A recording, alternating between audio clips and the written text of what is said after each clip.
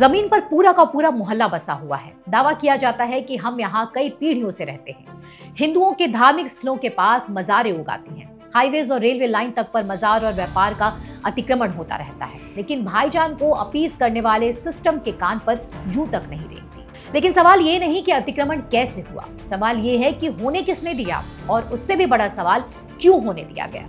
आज तुर्कमान गेट से लेकर जामा मस्जिद तक अतिक्रमण की चर्चा है। दिल्ली हाईकोर्ट ने एमसीडी को 2 महीने के भीतर सर्वे कर अवैध कब्जा हटाने का आदेश दिया है। लेकिन ये सिर्फ एक इलाके की कहानी नहीं है, ये पूरे देश में फैले एक ऐसे नेक्सस की कहानी है जो इलीगल इंक्रोचमेंट रिलीजन की आड़ में रहने वाले माफियाओं का मॉडल है। 4 ईंट और 1 टीन शेड को रखकर किसी भी धार्मिक स्थल और सरकारी संपत्ति को वक्फ प्रॉपर्टी बना देना या फिर उसके आसपास एक कॉलोनी बसा लेना, ये बिना युद्ध के भारत को दखल करने का मॉडल है, जो आज सरकार के विलपार और प्रशासन को मिली स्वतंत्रता के कारण ध्वस्त हो रहा है। आज इस वीडियो में हम उस पूरे तंत्र को उजागर करेंगे। सबसे पहले तो ये समझिए कि अतिक्रमण एक दिन में नहीं होता। रेलवे की जमीन हो, पीडब्ल्यूडी की हो, नगर निगम की हो या शहरी विकास प्राधिकरण की सरकारी जमीन, एक रात में नहीं जाती। पहले एक टिन शेड लगता है, फिर दुकानें, फिर पक्का ढांचा, फिर कोई मजार उगाती है और कुछ ही वर्षों में पूरा इलाका ऐतिहासिक मोहल्ला घोषित कर दिया जाता है। ये सब इसलिए होता है क्योंकि कब्जे की जमीन पर रहने वालों के और समुदाय विशेष के वोट इस देश की अधिकतर राजनीतिक पार्टियों की मजबूरी है। लेकिन जब सत्ता इस तुष्टीकरण से बाहर आती है तब भी इन पर कार्रवाई करना इतना आसान नहीं होता। उदाहरण के रूप में आप वाराणसी का दाल मंडी देख लीजिए। दाल मंडी क्षेत्र में सड़क चौड़ीकरण के लिए बड़े पैमाने पर डेमोलिशन और इविक्शन करनी पड़ी। सब कुछ लीगल था, फिर भी प्रशासन को ड्रोन की निगरानी और भारी सुरक्षा के साथ उतरना पड़ा, क्योंकि जमीनों पर कब्जा करने वाले ने मान लिया है कि ये जमीन उनकी है। और देश की राजनीति ने समुदाय विशेष को यकीन दिला दिया है कि वो जिस चीज पर हाथ रख देंगे वो उनकी हो जाएगी। इसी विश्वास के साथ लगातार अतिक्रमण होते होते बाजार, दुकानें और घनत्व इतना बढ़ चुका था कि शहर ही रुक गया था। पहले धीरे धीरे कब्जा हुआ और फिर वर्षों बाद आज जब कार्रवाई हो रही है तो कोई बुलडोजर स्टेट की बात करेगा, लेकिन इसकी तह तक जाना असहज है। खैर, हम दिल्ली लौटते हैं। आज दिल्ली में जामा मस्जिद के बाहर अवैध दुकानों का कब्जा, अतिक्रमण और सार्वजनिक जमीन पर व्यवसायिक काम आम बात है। इसलिए दिल्ली हाईकोर्ट ने एमसीडी को 2 महीने में सर्वे कर अवैध कब्जा हटाने का आदेश दिया। इस मामले में कोर्ट में दायर याचिका में आरोप था कि इस पब्लिक स्पेस पर इलीगल इंक्रोचमेंट और कमर्शियल यूज हो रहा है। हाईकोर्ट ने स्पष्ट निर्देश दिया है कि पहले सर्वे हो, फिर कानून के मुताबिक कार्रवाई हो। आगे क्या होता है वो आगे की बात है, लेकिन ये सब कुछ भी नया या अनोखा नहीं है। अलग बस एक ही चीज है, वो है सरकार की इच्छा शक्ति और साइंटिफिक अप्रोच। कहने को तो संजय गांधी ने भी कहा था कि उन्हें तुर्कमान गेट से इंडिया गेट साफ दिखना चाहिए, लेकिन उनके अप्रोच और इरादे की बात करने जाएंगे तो समय की कमी हो जाएगी। मुद्दा यह है कि आज दिल्ली की बदली हुई राजनीति में प्रशासन भी कॉन्फिडेंट है और इसी विश्वास के साथ एमसीडी पुलिस बल के साथ फैज़ इलाही मस्जिद क्षेत्र में एनक्रोचमेंट हटाने पहुंची। लेकिन कॉन्फिडेंस और नफरत में ज़ॉम्बीज़ के आगे कोई बोल सकता है क्या? इसलिए हमने तुर्कमान गेट में पत्थरबाजी, झड़प और गिरफ्तारियां देखी। हालांकि कार्रवाई नहीं रुकी, यही राजनीतिक बदलाव का असर होता है। लेकिन सिर्फ जामा मस्जिद और तुर्कमान गेट ही क्यों, जब अतिक्रमण की बात हो रही है तो रेलवे की भी बात हो। रेलवे की जमीन देश की सबसे बड़ी सार्वजनिक संपत्ति है और सबसे ज्यादा अतिक्रमण भी यही होता है। रेलवे ट्रैक के किनारे झुग्गियां, फिर दुकानें और फिर धार्मिक ढांचे, जिन्हें हटाने पर सीधे बेअदबी का मुद्दा खड़ा कर दिया जाता है। आप रामनगर उत्तराखंड का उदाहरण लीजिए।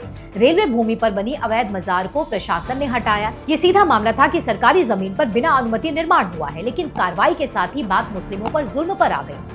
यानी जमीन रेलवे की थी, लेकिन उसे खाली नहीं कराया जा सकता, क्योंकि अब किसी तरह से उसके साथ मजहबी भावना जोड़ दी गई। जितना प्यार ये कब्जा कौम अतिक्रमण से करती है, उसका एक भाग इस देश से भी करती तो हम आधी समस्याओं से मुक्त होते। इनका अतिक्रमण प्रेम और स्थान का सिलेक्शन देखिए।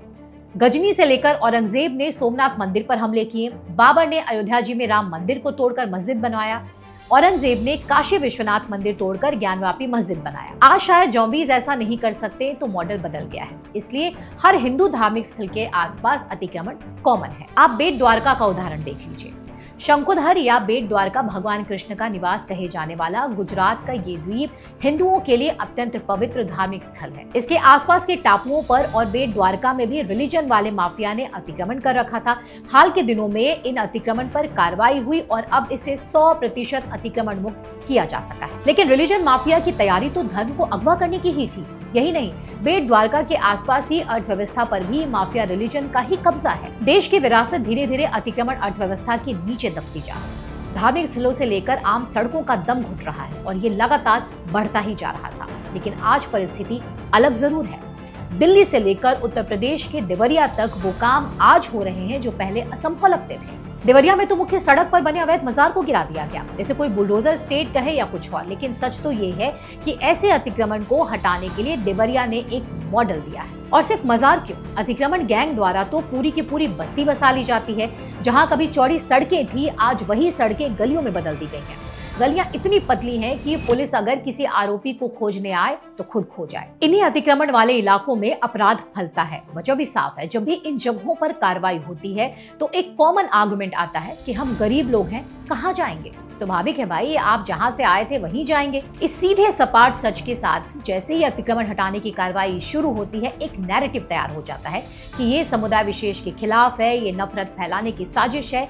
कार्रवाई होते ही हिंसा, पत्थरबाजी कोई अपवाद नहीं बल्कि अब एक नॉर्म है। ये सिर्फ दिल्ली की कहानी नहीं है। उत्तर प्रदेश के संबल में सरकारी तालाब और जमीन पर वर्षों से बने अवैध ढांचों पर कार्रवाई हुई।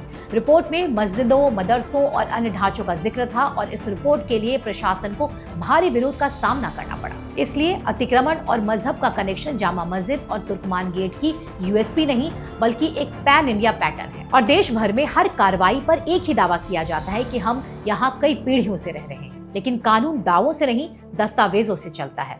अगर पीढ़ियों से रहते थे तो रजिस्ट्री कहाँ है, लीज डीड कहाँ है, नगर निगम का रिकॉर्ड कहाँ है, राजस्व दस्तावेज कहाँ है। इस विषय पर सुप्रीम कोर्ट भी साफ कह चुका है कि illegal encroachment can not be protected by sympathy. मतलब अतिक्रमण के कितने साल हो गए इसके कोई मायने नहीं, अतिक्रमण में कितना पैसा लगाया गया इसके कोई मायने नहीं। ये सरकार ने पहले कार्रवाई नहीं की है, ये भी अतिक्रमण को वैधता नहीं देता। कानून की नजर में अवैध हमेशा अवैध होगा और अगर कब्जा अवैध है तो जाना पड़ेगा। कानून ये नहीं देखता कि कब्जा करने वाला कौन है, कानून सिर्फ ये देखता है कि जमीन किसकी है। अगर कोई दुकान, ढांचा या घर सरकारी जमीन पर बिना अनुमति बना है तो वो अवैध है, चाहे वो 2 साल पुराना हो या 200 साल। और इस देश को इस अतिक्रमण के खतरे से मुक्त करने का सही समय भी आ गया है। क्यों अवैध अतिक्रमण अब सिर्फ शहरी समस्या नहीं रही, इसे एक पहचान बना दिया गया। दरअसल दशकों की तुष्टीकरण की राजनीति ने कानून को कमजोर किया, अवैध कब्जे को मजबूत किया और प्रशासन को पंगु बना दिया है। सरकारी जमीन पर कब्जा अधिकार नहीं है और अगर आज अवैध कब्जा संवेदनशील कहकर बचा लिया जाएगा तो कल कानून सिर्फ किताबों में रह जाएगा। और वो किताब नेता विपक्ष अपने कलेजे से चिपकाकर उसे किसी अज्ञात खतरे से बचाने का ढोंग करेगा, जबकि जमीन पर उसका कोई मोल नहीं रह जाएगा। फिलहाल अवैध अतिक्रमण की कौन सी स्पेसिफिक घटना की हमें विस्तृत रिपोर्टिंग करनी चाहिए, हमें कमेंट में जरूर बताएं। धन्यवाद।